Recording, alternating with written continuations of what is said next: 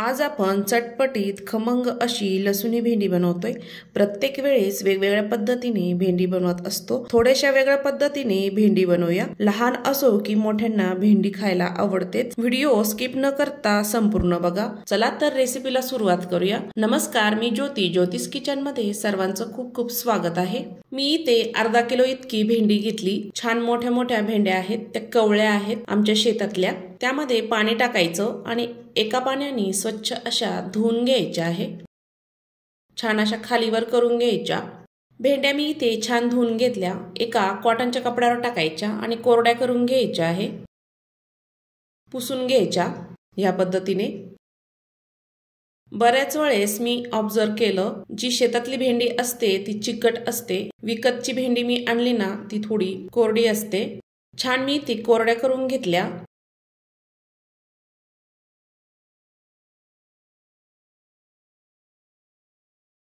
आपण ह्या पद्धतीने भेंडी अशी कापून घ्यायची आहे। दोन भाग करायचे आणि मधोमध अशी चीर मारून घ्यायची। ह्या पद्धतीने आपण सर्व भेंड्या चिरून घेणार आहे।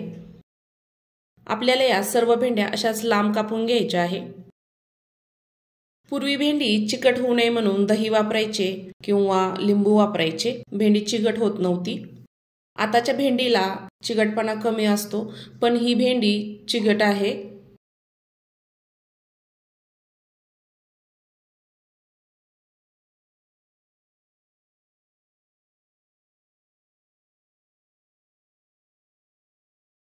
सर्व भेंड्या मी इथे चिरून घेतल्या या पद्धतीने। गॅसवर आता कढई ठेवली आहे। 2 मोठे चमचे तेल टाकलं, मोहरी टाकायची, जिरं टाकायचं आणि लसूण मी इथे 10 ते 12 पाकळ्या लांब अशा चिरून घेतल्या। त्या छान परतून घ्यायच्या आहे तेलामध्ये। त्यानंतर भेंड्या टाकून घ्यायच्या चिरलेल्या। सुरुवातीला आपल्याला भेंड्या तेलामध्ये छान परतून घ्यायच्या आहे।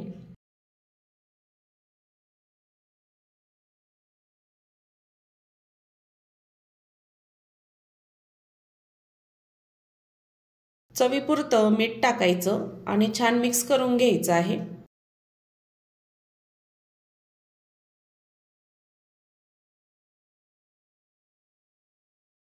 तेलामध्ये भेंडी छान परतली आहे। झाकण ठेवायचं 2 ते 3 मिनिट।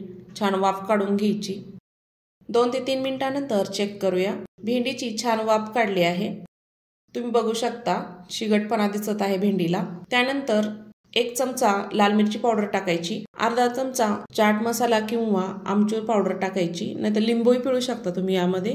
अर्धा चमचा धनिया पावडर टाकायची, 1 चमचा गरम मसाला टाकायचा आणि छान मिक्स करून घ्यायचा आहे। भेंडीमध्ये मसाला छान मिक्स झाला आहे। ही भेंडी शेतातली असल्यामुळे ताजी ताजी आहे, त्यामुळे तिला चिकटपणा पण जास्त आहे आणि तिला पाणी पण जास्त असतं। शेंगदाण्याचा अर्धी वाटी कूट टाकायचा आहे आणि मिक्स करून घ्यायचं। शेंगदाण्याच्या कुटाच्या ऐवजी तुम्ही बेसन पीठी भाजून टाकू शकता 2 ते 3 चमचे, पण मी इथे शेंगदाण्याचं कूट वापरला आहे। छान मिक्स करून घ्यायचं। कमी गॅसवर ही भेंडी थोडी परतू द्यायची आहे तेल सुटेपर्यंत। शेंगदाण्याचा कूट मी इथे भाजूनच टाकला आहे, म्हणजे छान त्याची चव उतरते। छान मिक्स झाली आहे भेंडीची भाजी, तयार झाली। सर्व करूया।